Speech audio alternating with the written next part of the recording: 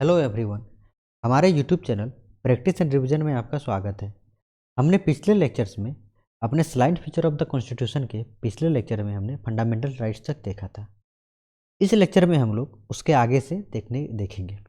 ठीक है, तो सबसे पहले हम लोग देखेंगे slide feature of the constitution part 2 में directive principle of state policy को, उसके बाद फंडामेंटल ड्यूटीज़, फिर सेकुलर स्टेट, फिर हम लोग universal adult franchise, single citizenship, independent bodies, emergency provisions, three tier government and at lastly cooperative societies को देखेंगे। और साथ ही साथ इस इंडियन कॉन्स्टिट्यूशन का जो क्रिटिसिज्म किया जाता है उसको भी हम लोग देखेंगे। तो हम लोग स्टार्ट करते हैं। जो हमारा आज का पहला टॉपिक है, फर्स्ट टॉपिक, वो क्या है? Directive principle of state policy. Directive principle of state policy, ठीक है। तो हम लोग इसको देखते हैं। देखिए, directive principle of state policy क्या है? एक तरह से ये ओरिजिनली इंडियन कॉन्स्टिट्यूशन में दिया हुआ था। मीन्स जब इंडियन कॉन्स्टिट्यूशन का कमेंटमेंट किया गया उस समय ये ओरिजिनली जो है ये हमारे इंडियन कॉन्स्टिट्यूशन में निहित था। पार्ट 4, इंडियन कॉन्स्टिट्यूशन के पार्ट 4 में इसके बारे में दिया गया है। कौन से कौन आर्टिकल्स जो है इससे एसोसिएटेड है? आर्टिकल 36 टू आर्टिकल 51, ठीक है, इसके एसोसिएटेड आर्टिकल्स है। डॉक्टर बी आर अम्बेडकर ने इस directive principle of state features को एज ए नोबल फीचर्स इसको डिस्क्राइब किया हुआ था, किए थे उन्होंने, ठीक है। इन सभी चीज़ों को आप लोग समझ गए। अब हम लोग इसके फीचर्स पे आते हैं। देखिए, इस directive principle of state policy को क्यों लाया गया? ताकि सोशल एंड इकोनॉमिक डेमोक्रेसी को प्रमोट किया जा सके। इसको प्रमोट करना है, SOCIAL, social and economic democracy को, ठीक है। हमने प्रियम्बल के वीडियो में अपना पढ़ा था कि सोशल एंड इकोनॉमिक डेमोक्रेसी क्या होता है। तो सोशल एंड इकोनॉमिक डेमोक्रेसी को प्रमोट करने के लिए इस directive principle of state policy को लाया गया, साथ ही साथ ताकि एक वेलफेयर स्टेट का इस्टेब्लिशमेंट किया जा सके। ये बाय नेचर नॉन जस्टिसेबल होता है, अर्थात इसके वायलेशन करने पे जो है वो नॉन इन्फोर्सेबल है कोर्ट्स में के वायलेशन से। आप समझ गए? एक तरह से आप क्या है DPS को समझिए। एक तरह से ये आइडियल्स है। किस तरह का आइडियल्स है? जिसको कि स्टेट कभी भी एक कोई पॉलिसी मान लीजिए फॉर्मुलेट कर रहे, किसी तरह का कानून बना रहे, तो कोई भी कानून बनाने के समय ये एक तरह के आइडियल्स है जिसको कि स्टेट को दिमाग में, माइंड में रखना चाहिए, ठीक है। एक तरह से ये एक कॉन्स्टिट्यूशनल इंस्ट्रक्शन है, इंस्ट्रक्शन से स्टेट्स के लिए, ठीक है। एक तरह से मैं बता रहा हूं, इक्वलिटी, लिबर्टी एंड फ्रेटर्निटी, ठीक है। इन सभी को एम में रख के, ठीक है, स्टेट जो है वो कानून बनाए ताकि लिबर्टी, लोगों को इक्वलिटी मिल सके, लोगों के बीच भाईचारा बढ़ सके, ठीक है। और साथ ही साथ देश में इकोनॉमिक और सोशल डेमोक्रेसी को प्रमोट किया जा सके, इस्टेब्लिश किया जाए। ये बाय नेचर मैंने आपको बताया अभी। बाय नेचर क्या है? नॉन जस्टी नॉन जस्टिसेबल है। नॉन जस्टिसेबल कहने का मतलब क्या है कि अगर इसका वायलेशन होता है तो आप कोर्ट में नहीं जा सकते, ठीक है। इस चीज़ को आप समझ गए। अब समझिए क्यों, ठीक है, क्यों जो है इसको नॉन जस्टिसेबल बनाया गया, ठीक है। तो जब भारत आज़ाद हुआ, व्हेन इंडिया बिकम्स फ्रीडम, ठीक है, उस समय सोर्स की कमी थी, रिसोर्सेज की कमी थी कि नहीं थी हमारे पास? जब भारत आज़ाद हुआ तो हमारे पास रिसोर्सेज की कमी थी और भारत को पॉवर्टी से लड़ना था, ठीक है। तो उस कंडीशन में हमारे पास न तो फाइनेंशियल सोर्स था सफिशिएंट, फाइनेंशियल रिसोर्सेस नहीं थे, और साथ ही साथ इंडिया का पॉपुलेशन तो आपको पता है कि बहुत ही huge population, large and huge population है, और इतना यहाँ वास्ट डाइवर्सिटी है, वास्ट डाइवर्सिटी है और बैकवर्डनेस है, बैकवर्डनेस है, और साथ ही साथ आपके पास क्या है, फाइनेंशियल रिसोर्सेज भी नहीं है, ठीक है।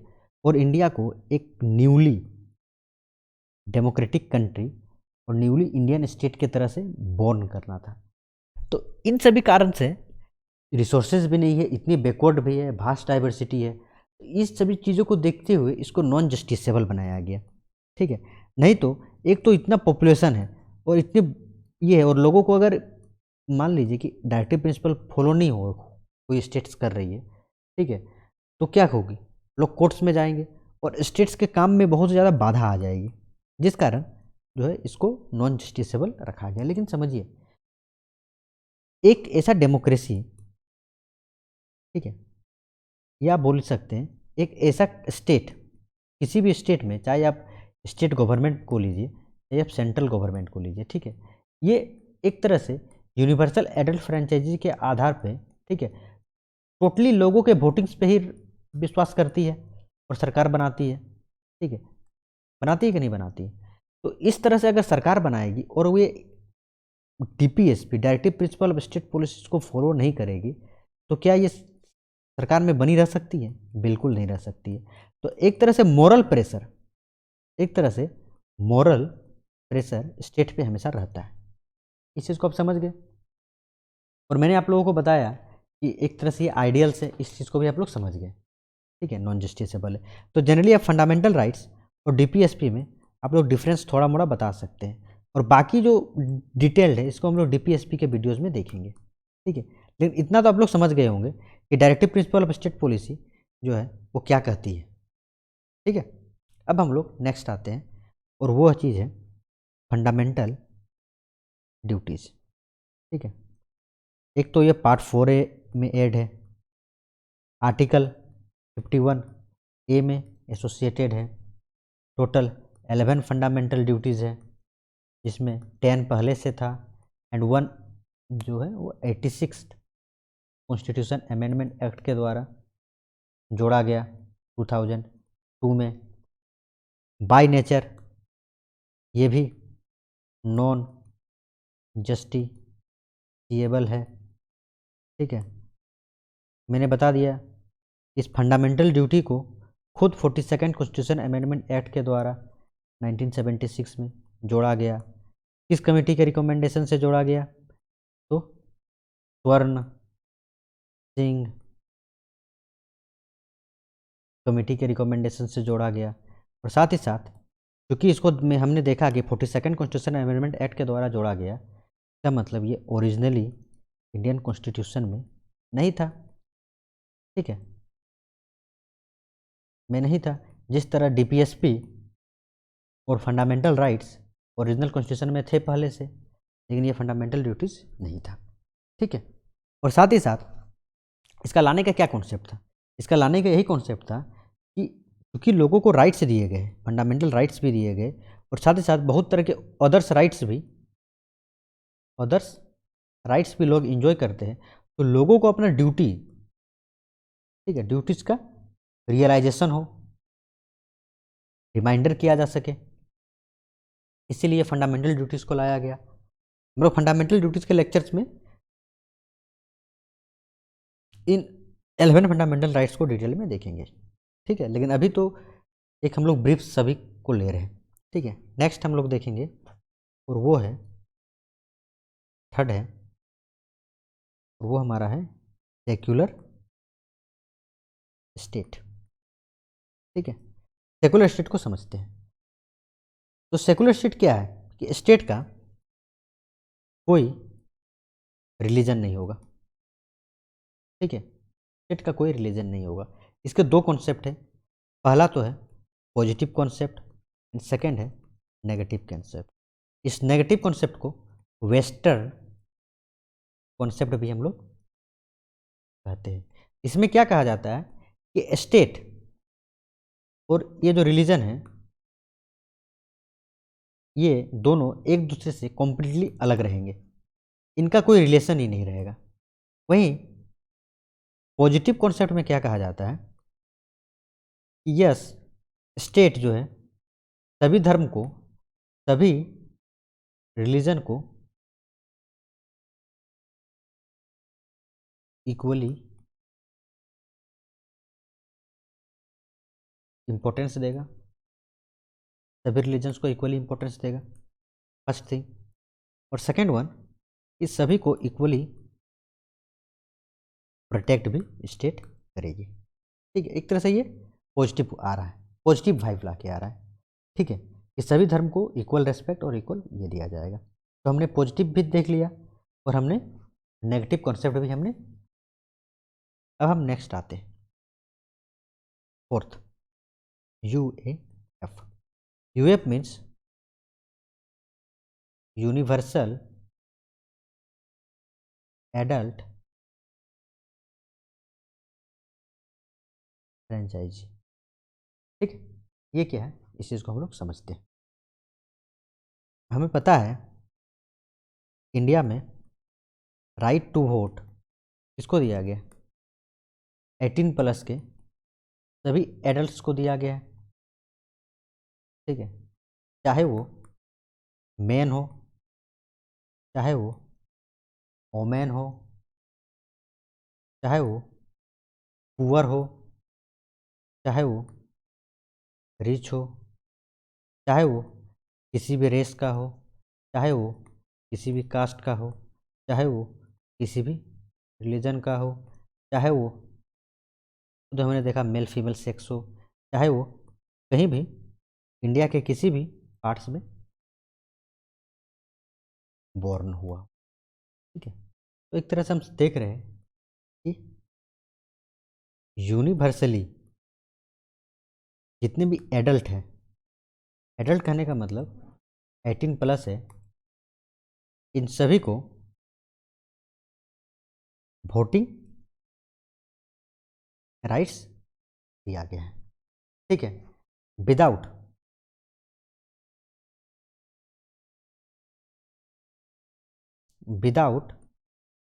एनी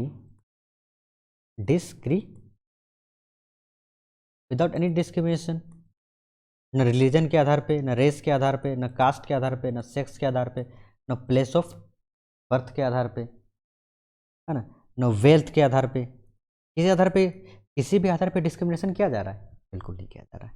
ठीक है, अब एक आप लोग नॉर्मल सा जीके बच्चा वाला याद कर लीजिए कि पहले ये एज है वो 21 ईयर्स था, इसको घटा के 18 ईयर्स कर दिया गया। कब कर दिया गया, 1989 में कर दिया गया। लेकिन ये जो कानून लाया गया था, ये कॉन्स्टिट्यूशन अमेंडमेंट किया गया था, उस 61st कॉन्स्टिट्यूशन अमेंडमेंट एक्ट 1988 में लाया गया, बट इसका इन्फोर्समेंट 1989 में किया गया। ये समझ गए। अब एक चीज़ आप समझिए, ये यूनिवर्सल एडल्ट फ्रेंचाइजी की हम जब बात कर रहे हैं तो ये बहुत ही बोल्ड एक्सपेरिमेंट कहा जाता है, एक्सपेरिमेंट कहा जाता है, क्योंकि किसी भी कंट्री ने ऐसा बोल्ड एक्सपेरिमेंट नहीं लिया था कि जब उसको फ्रीडम मिले, ठीक है, उसको फ्रीडम आज़ादी मिलते ही, और इंडिया के खास केस में कि जब इतना पॉपुलेशन हो, इतना बैकवर्डनेस हो, इतना वास्ट डाइवर्सिटी हो, ठीक है, समझ रहे हैं ना, इतना पॉवर्टी हो, इतना पॉवर्टी हो, इतना इनइक्वलिटी हो, ठीक है, और इतना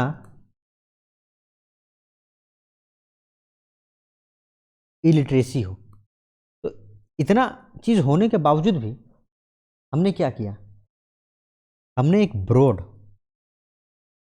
अप्रोच अपनाया, और ब्रॉड अप्रोच अपनाते हुए सभी को वोटिंग राइट्स दिया, यहाँ तक कि वोमेन्स को भी दिया, ये सबसे बड़ी बात है, और यहाँ तक कि सभी कास्ट को भी दिया। समझे, तो ये एक बहुत ही बड़ा बोल्ड स्टेप था, जो कि एक तो इंडिया के डेमोक्रेसी को, ठीक है, स्ट्रेंथ भी करती है, और हमारे, ठीक है, हर एक लोग का सेल्फ रेस्पेक्ट जो है इससे इंक्रीज भी होता है। क्यों? क्योंकि लोगों को एहसास हुआ कि यस, हम सभी जो है ये जो सरकार बना रही उसमें हम सभी लोगों का पार्टिसिपेशन है। तो आपका अगर पार्टिसिपेशन है तो मीन्स आपका सेल्फ रेस्पेक्ट इसमें इंक्रीज करता है कि यस, हमारी सरकार जो है, हमारे द्वारा चुनी हुई सरकार जो है वो काम कर रही है। ठीक है, और साथ ही साथ इक्वलिटी का कॉन्सेप्ट भी अपहोल्ड किया गया कि नहीं किया गया? ठीक है, और जब सभी को वोटिंग देने का राइट्स है तो इससे माइनॉरिटी के राइट्स भी प्रिजर्व हुआ कि नहीं हुआ? और साथ ही साथ वीकर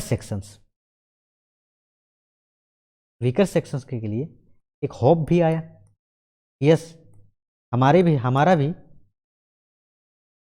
भी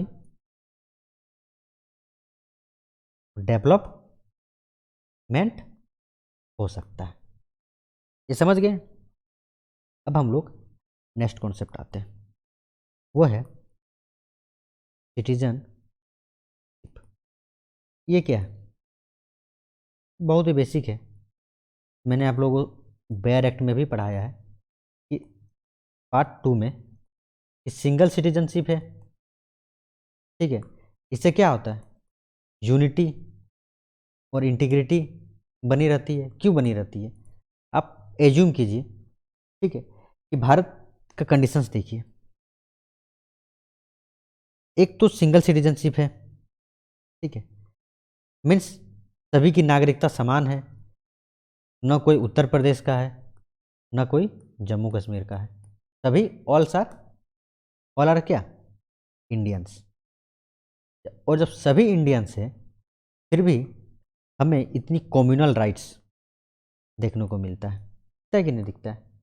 हमें इतने क्लास कॉन्फ्लिक्ट्स दिखने को मिलते हैं, हाँ, हमें इतनी कास्ट वार्स देखने को मिलता है। ठीक है, लिंग्विस्टिक क्लेसेस भी देखने को मिलता है, और एथनिक डिस्प्यूट्स भी,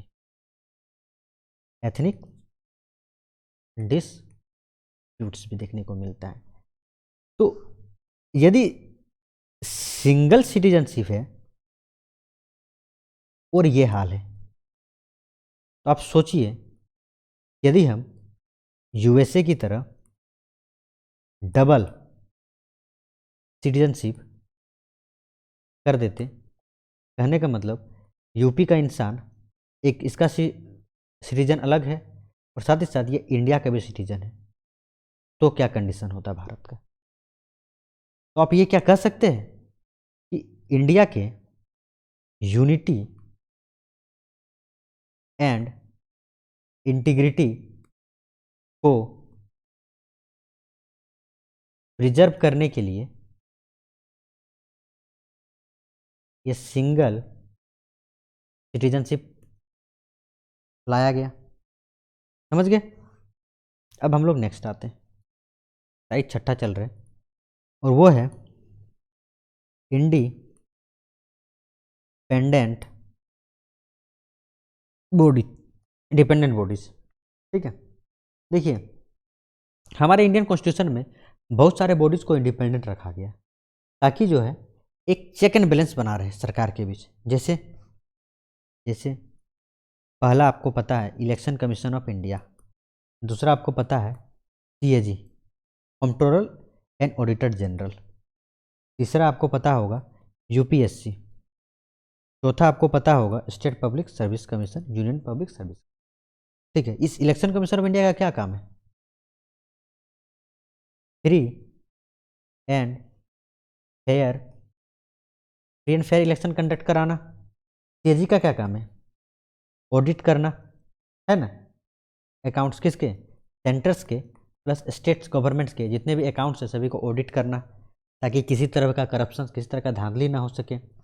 अगर यूपीएससी की बात करें तो ऑल इंडिया सर्विसेज प्लस, ठीक है, ऑल इंडिया सर्विसेज और इसके साथ का रिक्रूटमेंट करना है, मतलब आईएएस, IPS, इन सभी चीज़ों का, है कि नहीं है। अगर स्टेट पब्लिक सर्विस कमीशन की बात करें तो स्टेट सर्विसेज का रिक्रूटमेंट करना है, और ये सभी बॉडी जो है एक तरह से क्या है, समझ रहे हैं, इंडिपेंडेंट है। और इसके अलावा आप देखिए लेजिस्लेचर, एग्जीक्यूटिव और जुडिशरी, ये तीनों भी एक दूसरे से पूरी तरह से डिफरेंट है, अलग है, ठीक है। आप अगर सोचिएगा तो यस, लेजिस्लेटिव और एग्जीक्यूटिव जरूर थोड़ा सा मर्ज है, लेकिन इनका काम बहुत ही अलग है। इस चीज़ को आप समझ गए। और ये किस पे, सेपरेशन ऑफ पावर के थ्योरीज पे अमेरिका का मेनली इस सेपरेशन को लाया गया, ठीक है, समझ रहे। चलिए हम लोग आगे आते हैं और हम लोग अब नेक्स्ट कॉन्सेप्ट की ओर देखते हैं।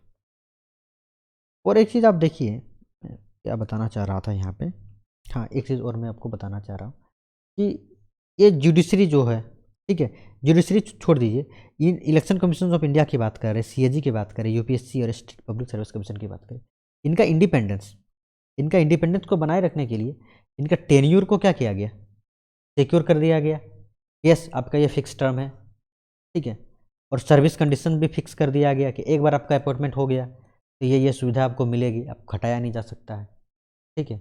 और इनके एक्सपेंसेस कहने का मतलब कि जो भी सैलरी मिलती है वो सैलरी नहीं, उस एक्सपेंस कहा जाता है। कहाँ से ये चार्ज होती है, उस चार्ज किया जाता है, कहाँ से, तो वो किया जाता है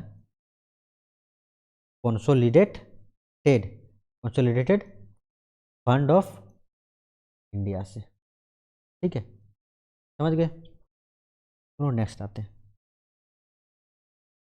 और हम लोग आते हैं इमरजेंसी प्रोविजंस पे। ये क्या है, ठीक है, मैंने बहुत सारे लेक्चर्स इस पे डाले हुए हैं, आप लोग देख सकते हैं। बेसिक में बता रहा हूँ, आर्टिकल 352, 356, 360। 352 क्या है, नेशनल इमरजेंसी। 356 क्या है, स्टेट इमरजेंसी। और 360 क्या है, फाइनेंशियल इमरजेंसी। ये सभी है। क्यों लाया गया है इसको, ताकि सेफगार्ड किया जा सके किसको, देश के सॉवरेनिटी को, देश के यूनिटी को, देश के इंटीग्रिटी को, और सिक्योरिटी ऑफ द कंट्री को, समझ गए। और ये एक तरह का ऐसा स्ट्रक्चर है, जो हम लोग इमरजेंसी प्रोविजंस की बात कर रहे हैं, जो बिना किसी कॉन्स्टिट्यूशन अमेंडमेंट का ये जो फेडरल स्ट्रक्चर है उसको यूनिटरी स्ट्रक्चर में कन्वर्ट कर देती है, समझ गए। ये यूनिक फीचर्स है, ये किसी भी कंट्री में नहीं है। अब हम लोग नेक्स्ट आते हैं, और ये है 3 टायर गवर्नमेंट। कुछ नहीं है, बहुत ही बेसिक चीज़ है। एक तो सेंटर, दूसरा स्टेट, और थर्ड जो है वो लोकल गवर्नमेंट को भी लाया गया। सेंटर समझ रहे, स्टेट समझ रहे, लोकल गवर्नमेंट क्या लाया गया, तो समझिए 73rd कॉन्स्टिट्यूशन अमेंडमेंट एक्ट 1992 के द्वारा पंचायती राज सिस्टम को लाया गया, जिसको हम लोग, ठीक है, लोकल, क्या लोकल, रूरल लोकल गवर्नमेंट बोलते हैं। एंड साथ ही साथ 74th CAA के द्वारा अर्बन लोकल गवर्नमेंट या बॉडीज, जिसको हम लोग म्यूनसिपलिटीज बोलते हैं, को लाया गया, और ला के कहाँ ऐड किया गया, पार्ट 9A में और शेड्यूल्ड 12 में। इसके बाद हम लोग देखते हैं वो है कोऑपरेटिव सोसाइटी, ठीक है, एक सेकेंड, कोऑपरेटिव सोसाइटीज। ये क्या हुआ, 97th कॉन्स्टिट्यूशन अमेंडमेंट एक्ट 2011, इसमें क्या किया गया, ये जो कोऑपरेटिव सोसाइटीज है इसको कॉन्स्टिट्यूशनल स्टेटस दे दिया गया, ठीक है, और इसके साथ ही साथ संविधान के द्वारा इसको प्रोटेक्ट किया जाने लगा, समझ गए। और जनरली इसमें 3 चेंजेस किए गए। फर्स्ट, मैंने ये सब चीज़ें बताया भी होगा आप लोगों को पहले भी, ठीक है। Right to form cooperative societies, ठीक है, इसको फंडामेंटल राइट्स बना दिया गया कि आप कोऑपरेटिव सोसाइटी को फॉर्मेशन कर सकते हैं। इसके साथ ही साथ ये जो कोऑपरेटिव सोसाइटीज़ का जो प्रमोशन है वो स्टेट के डीपीएसपी में ला दिया गया। मीन्स डीपीएसपी में directive principle of state policy में ऐड किया गया। मतलब स्टेट का एक उत्तरदायित्व तो बनता है कि वो कोऑपरेटिव सोसाइटीज़ को प्रमोट करे। Article 43 B. एंड साथ ही साथ थर्ड चेंज किया गया, वो किया गया जो मैंने बताया, पार्ट 9 बी में इसको ऐड कर दिया गया और एक टाइटल क्या कर दिया गया, द कोऑपरेटिव सोसाइटीज, ठीक है। आर्टिकल एसोसिएटेड क्या क्या है, तो 243 ZH 2 243 ZT, समझ गए। अब हम लोग नेक्स्ट और एट लास्टली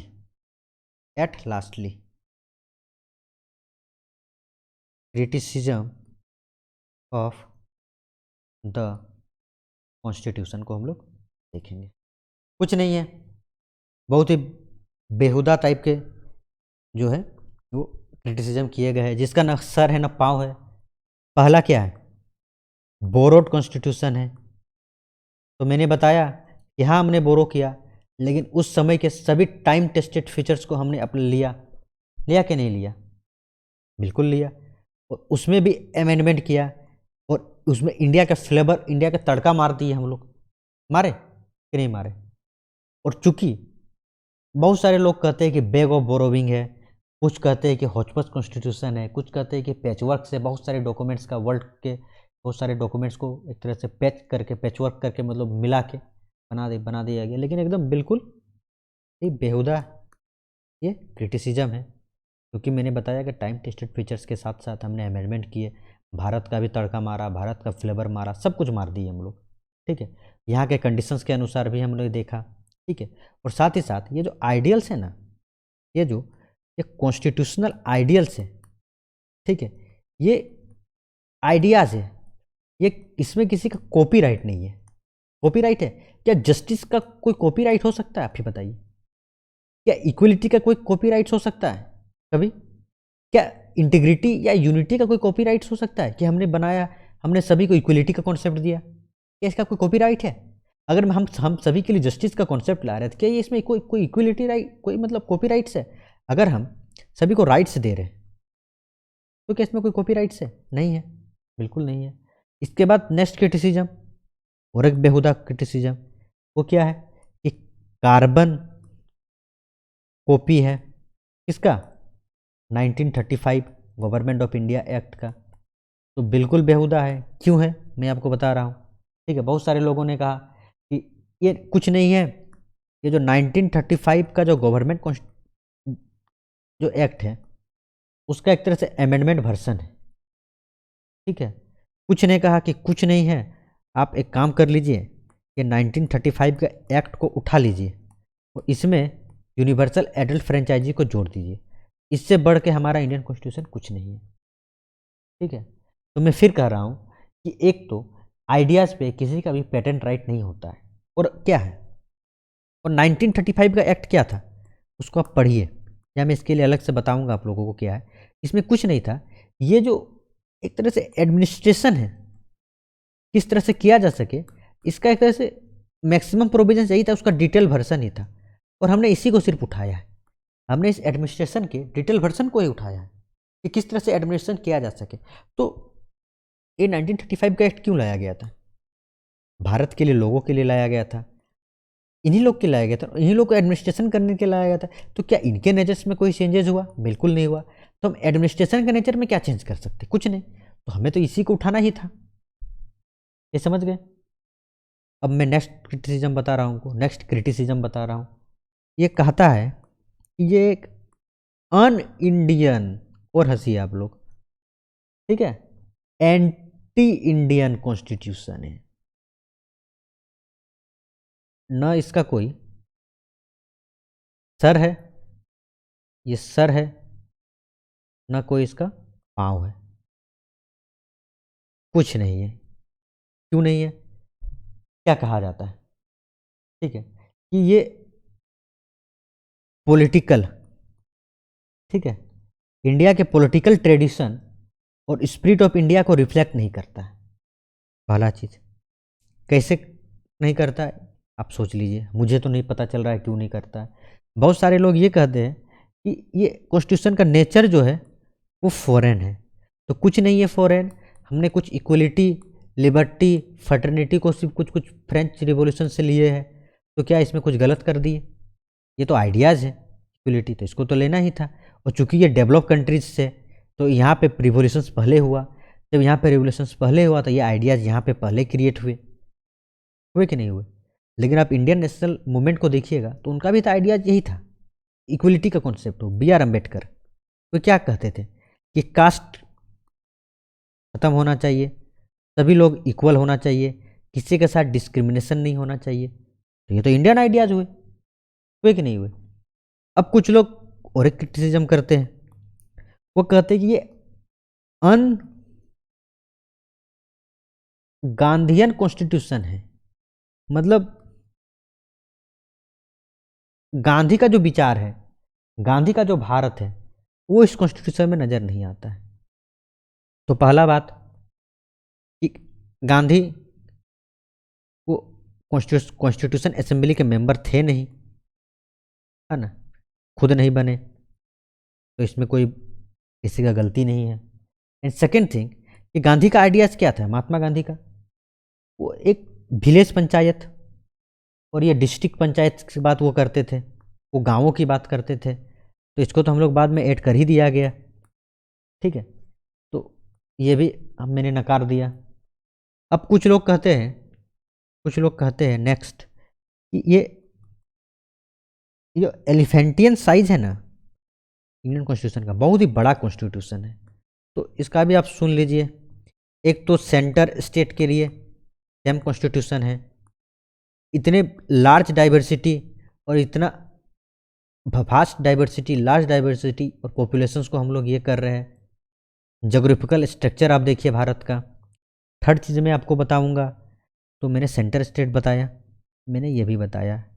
अब तीसरा बता रहा हूँ कि एक तो इतना लार्ज डाइवर्सिटी है, ठीक है, और साथ ही साथ इतना सेंटर स्टेट का हमने एक बनाया, ठीक है, और 1935 से हमने बहुत सारे एडमिनिस्ट्रेशन के चीज़ लिए, जिसके कारण ये थोड़ा मोटा हो गया, और तो कोई नहीं था।